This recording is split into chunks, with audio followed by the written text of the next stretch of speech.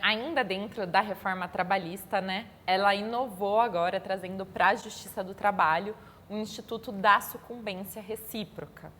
Isso vem trazendo muitas discussões, temos alguns juízes do trabalho aplicando, outros não aplicando nas suas varas essa sucumbência recíproca, devido à abrangência da gratuidade da justiça, né, um instituto que a gente se utiliza muito dentro do direito do trabalho. E eu gostaria de saber se o senhor não acredita que essa sucumbência recíproca não dificulta o acesso à justiça respaldado pela nossa Constituição Federal. Pois bem, eu acho que tem uma coisa que está sendo difundida e tem outra coisa que está na lei. Nesse momento, eu vou só me restringir a esse ponto, porque eu acho que isso faz parte de uma estratégia que os advogados já estão desenvolvendo, que já está em curso, porque se você lê exatamente o que está escrito na reforma sobre sucumbência, você vai ver que é muito mais restrito do que a imprensa está difundindo que é verdadeiro. Ponto 1. O que não impede que juízes, de novo, anjos vingativos, atalhem contra o interesse daqueles que pleiteiam o juízo, né? Houve uma derrubada muito grande no índice de reclamação trabalhista, o que não significa dizer que acabou com o passivo trabalhista, que é uma outra coisa que eles vão descobrir também daqui a pouquinho, né? O que é passivo, a diferença de passivo trabalhista e inibição de reclamações trabalhistas, né? Evidentemente que se fosse concebida daquele jeito que a imprensa está dizendo que não do que a lei estabelece, é óbvio que feria totalmente, constitucionalmente, os princípios de acesso à justiça por parte dos trabalhadores. Uma coisa é uma coisa, outra coisa é outra coisa.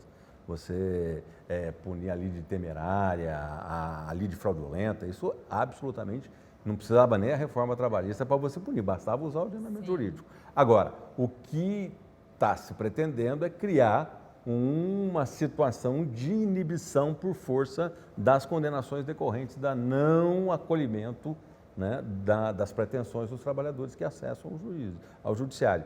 Mas se você olhar direitinho o texto da reforma, você vai ver que não autoriza isso. Tem juízes que estão atropelando o processo, acreditando mais no jornal do que no Diário Oficial. O artigo 223 da CLT estabelece agora a taxação do dano moral, né? Ele se tornou taxativo de acordo com o salário do ofendido. Então, nós temos aí variando de 1 até 50 salários do ofendido, né, dependendo da gravidade deste dano, sendo feito de acordo com o valor do salário do ofendido. Nós não estaríamos dando diferença no valor da vida, no valor da humilhação sofrida por um funcionário chão de fábrica e por funcionários de alto cargos executivos dentro das empresas. É preciso entender o que eles estão regulando e qual é a intenção, né? E como é que a gente interpreta a intenção? Interpreta combinando a análise que todos os autores, ou os principais autores dessa reforma, falaram ao longo dos últimos 15, 20 anos, né? Então não precisa ser um futurólogo, é só olhar o passado, pegar o que essas pessoas escreveram e que você sabe qual é o intuito da coisa. O intuito da coisa é tabelar, né, para restringir o acesso, né? E tabelar no sentido de evitar que as barbaridades que se processam em algumas situações do mercado de trabalho, né, elas não sejam coibidas pela atuação punitiva, porque você sabe que a definição, a aferição ou a apuração, a identificação do dano moral, ela pressupõe também um caráter reparador e um caráter punitivo. Eles querem acabar com isso e querem vincular ao tamanho dos salários. Então, em tese, a tua pergunta propiciaria uma discussão dessa natureza. Bom, então, se você tabelou baseado no salário, você está criando uma discriminação regressiva, né? E aí muita gente vai dizer que não, porque isso aí é a própria distinção do trabalho, isso não tem nada a ver, você pode compensar na intensidade da indenização.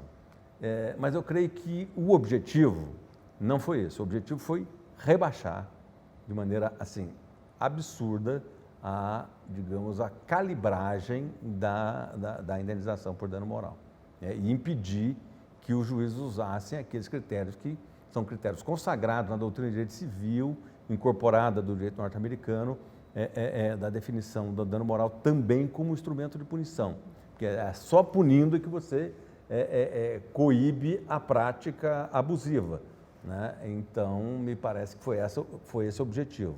Agora, aplicado assim, ipsis literis, de acordo com o que está na lei, é possível sim se caracterizar como um processo de discriminação, ainda que indireta, provocada pela própria legislação. É coisa meio difícil, mas no Brasil de dia de hoje tudo é possível. Enfim, mas o que eu acho que é mais importante averiguar é resgatar o estabelecimento de uma tarifação por meio da legislação, da definição do dano moral, para mim, é o mais grave por si só. Se você tirasse a fixação do salário dele, mas fixasse por quê? Porque você estabelece um paradigma para o infrator. O infrator, tendo a indefinição de como ele será condenado apenas e tão somente pela definição da apuração do caso concreto, ele fica mais inibido nas práticas agressivas. Agora, como você colocou na legislação, você praticamente induz o comportamento. Então, esse é o problema. Se você fizesse uma adequação da legislação trabalhista para aquilo que eles falam muito na área econômica, que é a averiguação do impacto regulatório, você veria que o impacto regulatório, neste caso, levaria a um tipo de padronização de comportamento do empregador, que ele fala, bom, por isso aí está bom, então eu vou enfrentar o processo, que aí está bom. Quanto ao trabalho intermitente, também houve a criação desse contrato de trabalho, né? Que aí a prestação de serviços com subordinação, porém, ela não é contínua, né? Ocorre em alternância de períodos de prestação de serviço e de inatividade, determinado aí em horas, dias ou meses, independentemente da atividade do empregado ou do empregador.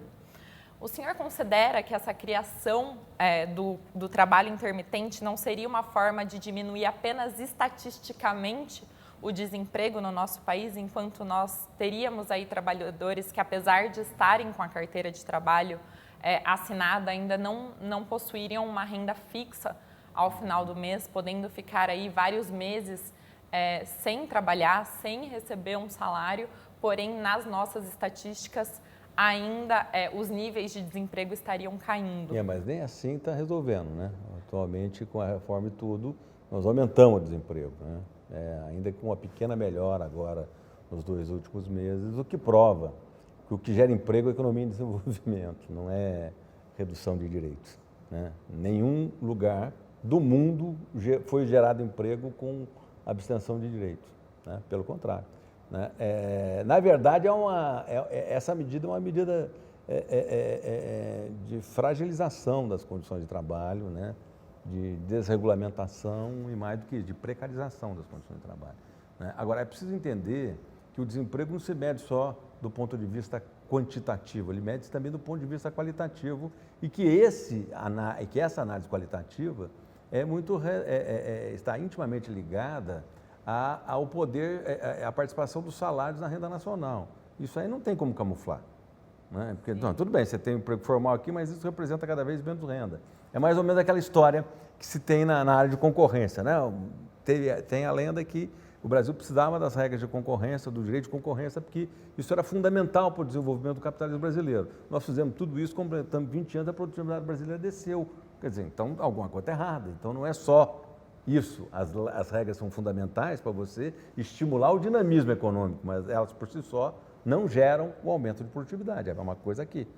O fato de você ter um sujeito com carteira assinada, mas sem renda, ou com renda precária, que você vai acabar com o desemprego. O que você está fazendo é aumentando a precarização do trabalho. Com isso, você diminuindo a participação dos rendimentos do trabalho na renda nacional. Então, é essa a discussão. Então, não tem muita maquiagem nisso aí. Tudo bem que o sujeito fala, enfeita, tal, diz, embrulha bonitinho, faz um laço vermelho e tal, mas, ou de outra cor, dependendo da preferência do autor da reforma.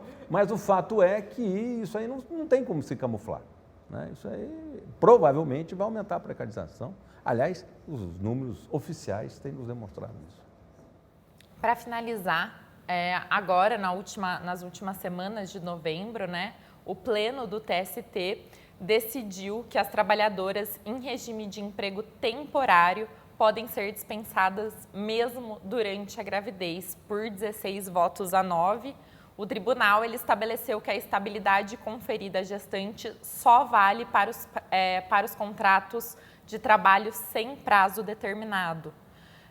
Um questionamento, né, no voto do ministro Vieira de Mello Filho, que foi feito, gostaria de saber a opinião do senhor, é se o limite temporal do contrato de trabalho não deveria ceder em face do bem jurídico maior assegurado pelo Instituto da Estabilidade, que é a vida da criança. Bom, eu vou discutir a tese no julgamento, né? Pela tese eu acredito que sim. Você tem, no momento que você decide uma determinada questão, você opta ou por uma coisa ou por outra, né? A tese vencedora optou por um tipo de bem jurídico protegido, ou seja, bem nenhum, porque se você tem a garantia para a gestante, essa garantia ela vale independentemente da formatação do contrato. Ou você não tem a garantia. O que foi dito é o seguinte, não tem garantia, né? A garantia só vale dependendo do tipo do contrato. Se o contrato for por parte determinada, ela não existe. O que é, no meu modo de ver, no meu modo de sentir, um paradoxo, né? Então, nós acabamos de criar uma subcategoria. A garantia para a empregada gestante, ela só vale para quem tiver contrato de trabalho por prazo indeterminado. Muito obrigada pela participação e pela exposição.